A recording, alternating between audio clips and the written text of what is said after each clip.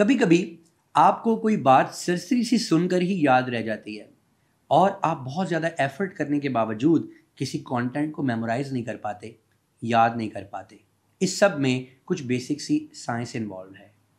Dear students और my audience, एक बात आप जहन में रखें कि दुनिया में कोई भी ऐसा नॉर्मल आदमी जिसको कोई डिसेबिलिटी नहीं है, वो ऐसा आदमी नहीं होता जो किसी चीज़ को याद ना कर सके या किसी चीज़ को मेमोराइज ना कर सके या किसी तरह की प्रॉब्लम सॉल्विंग ना कर सके। अगर हम इंटेलिजेंस की बात करें तो यहाँ 3-4 चीज़ें आती हैं जो कि किसी भी चीज़ को इंटेलिजेंट कहलाती हैं।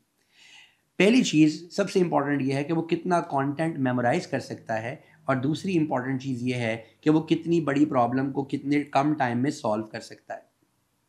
आप मुख्तलिफ प्रोफेशंस के लोगों को देखते हैं जो कि मुख्तलिफ अपनी रूटीन में होते हैं और वो ऐसा problem solve within no time कर देते हैं जिसमें आपको शायद बहुत ज़्यादा टाइम लग जाए। हमारे स्टूडेंट्स अक्सर ये शिकवा करते हैं कि सर हमसे चीज़ें याद नहीं होती। बायोलॉजी जैसे जो थ्योरेटिकल सब्जेक्ट्स हैं, इनमें स्टूडेंट्स को एक चैलेंज फेस करना पड़ता है। उनको डिफ्रेंशिएट करना पड़ता है कि कौन सी चीज़ों को मेमोराइज करना पड़ेगा यानी याद करना पड़ेगा, और कौन सी चीज़ों का सिर्फ कॉन्सेप्ट्स अंडरस्टैंड कर लेने से ही वो इसके क्वेश्चंस को सॉल्व कर सकेंगे। अगर आप कॉन्सेप्ट अंडरस्टैंड कर लेते हैं तो मसला ही हल हो जाता है। उसके लिए आपके साथ एक लॉजिकल सीक्वेंस डेवलप करना पड़ता है। जो चीज़ें आप दुनिया में पहले से जानते हैं उनके साथ हम नई चीज़ों को जब रिलेट करना शुरू करते हैं, देन यू स्टार्ट अंडरस्टैंडिंग कि अच्छा ये होता है, ये होता है, ये होता है, और आप एक नई चीज़ का लॉजिकल सीक्वेंस बना लेते हैं हमारे ब्रेन में। अच्छा, ये तो हो गया लॉजिकल सीक्वेंस और कॉन्सेप्ट। लेकिन हमारे ब्रेन में हमेशा जब हम किसी चीज़ को मेमोराइज करते हैं तो हर मेमोरी के लिए एक नया साइनैप्स यानी न्यूरॉन्स का एक नया कनेक्शन बनता है। उस कनेक्शन में से जब बार बार नर्व इम्पल्सेस पास होती चली जाती हैं, वो कनेक्शन स्ट्रांग होते चले जाते हैं, बिकॉज न्यूरॉन्स ब्रांचेस की तरह एक दूसरे के साथ कनेक्टेड होते हैं। अब मैं इस तरफ आता हूँ कि अगर स्टूडेंट्स कहते हैं कि हमें कंटेंट याद नहीं हो रहा तो उनको क्या करना चाहिए। बेटे, हमारे पास 5 डिफरेंट सेंसेस हैं और ये 5 डिफरेंट सेंसेस हमें डिफरेंट तरह के एक्सपीरियंसेस देती हैं और हम अपने एक्सपीरियंस को मेमोराइज करते हैं। अगर मैं आपको डायरेक्टली टेक्स्ट कंटेंट की बात करूं तो आप में से कुछ लोग चीज़ों को देखकर यानी पढ़कर याद कर लेते हैं, कुछ लोग बोल कर याद करते हैं, कुछ लोग सुन के याद करते हैं, कुछ लोग किनेस्थेटिक एक्शन से चीज़ों को याद करते हैं और कुछ लोग इनके कॉम्बिनेशंस को याद करते हैं। नोट कीजिए, अगर आपको कोई चीज़ सिर्फ ज़बानी बताई जा रही हो तो शायद आप इतनी अच्छी याद ना करें। अगर हम आपको उसकी वीडियो दिखाएं तो आप उसको बेहतर अंडरस्टैंड कर लेते हैं, बेहतर याद कर लेते हैं। क्यों? क्योंकि एक वीडियो में आपकी विजुअल मेमोरी भी आ रही है, आपकी ऑडियो मेमोरी भी आ रही है और आप उसको 2 वे एक्सपीरियंस कर रहे हैं। और तीसरा चौथा तरीका ये है कि अगर आप हैंड्स ऑन एक्सपीरियंस कर लें, अगर आप किसी चीज़ को पकड़ कर देख लें, पकड़ कर अगर आप उसको एक्सपीरियंस कर लें, तो मैं स्टूडेंट्स को एक मशवरा देता हूँ कि हमेशा ये एक्सप्लोर करें कि आपकी जो मेमोरी टाइप है या आपकी जो मेमोरी लर्निंग टाइप है वो किस तरह की है, और ये मुख्तलिफ एक ही सेम कंटेंट को मुख्तलिफ तरीक़ों से गुजार कर देखिए। आप कंटेंट को बोलिए, आप कंटेंट को पढ़िए, आप अपने बोले हुए कंटेंट को सुनिए या उसके ऊपर कोई एनिमेशंस देखने की कोशिश कीजिए, and you will very well understand कि आपको चीज़ें कैसे याद होती हैं।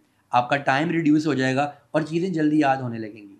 यहाँ मैं एक टिप आपको देता चलूँ जो पिछले कई साल से मैं अपने बायोलॉजी के स्टूडेंट्स को देता आ रहा हूँ, और वो इस टिप को अगर यूज़ करते हैं तो 1 घंटे का काम वो 15 से 20 मिनट में कर लेते हैं, या इवन कभी कभी उससे भी कम टाइम पर वो ये काम कर लेते हैं।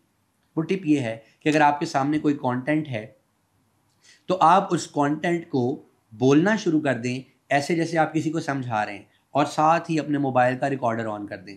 आप उस पूरे के पूरे कंटेंट को बोलना शुरू कर दीजिए जैसे आप किसी को समझा रहे हैं, और मोबाइल में वो रिकॉर्ड होता रहे। जब आप उस पूरे टॉपिक को बोल चुके तो आप उस रिकॉर्डर को स्टॉप कीजिए और हेडफोन अपने कान में लगाकर उस टेक्स्ट को सामने रखते हुए अपने ही बोले हुए कंटेंट को सुनिए, और उसके बाद बुक भी बंद कर दीजिए, मोबाइल भी बंद कर दीजिए, और फिर आपके मुंह पे एक स्माइल आएगी जब आपको ये पता चलेगा कि आपको तो वो कंटेंट याद हो गया है। तो ये टेक्निक अपने दोस्तों के साथ भी शेयर करें, खुद भी इसको यूज़ करें, और आप देखेंगे कि आपका टाइम बहुत ज़्यादा रिड्यूस होगा, बिकॉज इसके अंदर डिस्ट्रैक्शन नहीं आती है। याद रखिएगा, डिस्ट्रैक्शन होती क्या है? जब किसी चीज़ का बेटर ऑडियो विजुअल इम्पैक्ट होता है तो हमारे लिए डिस्ट्रैक्शन बन जाती है। For example, on your right hand side if you have a book, so उस बुक के ऊपर सिर्फ टेक्स्ट है जो कि 1D में आपके सामने नज़र आ रहा है। And on your left hand side, if you have an Android phone, और आप उसके ऊपर रील्स देखते हैं, तो याद रखें बुक का जो कंटेंट आपके सामने है वो वन वे है, और ये जो रील्स आपके सामने आ रही है ये two way three way reels आ रही हैं। आप चीज़ों को मूव करता हुआ देख रहे हैं, आप चीज़ों के कलर्स देख रहे हैं, आप चीज़ों की आवाज़ सुन रहे हैं।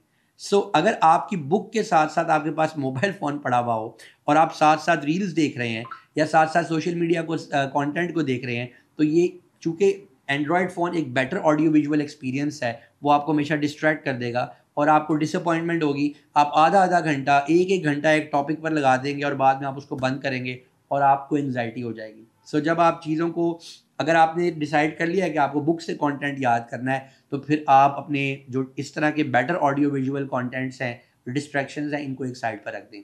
अपना बहुत सा ख्याल रखिएगा। इंशाल्लाह फिर मिलेंगे आपसे।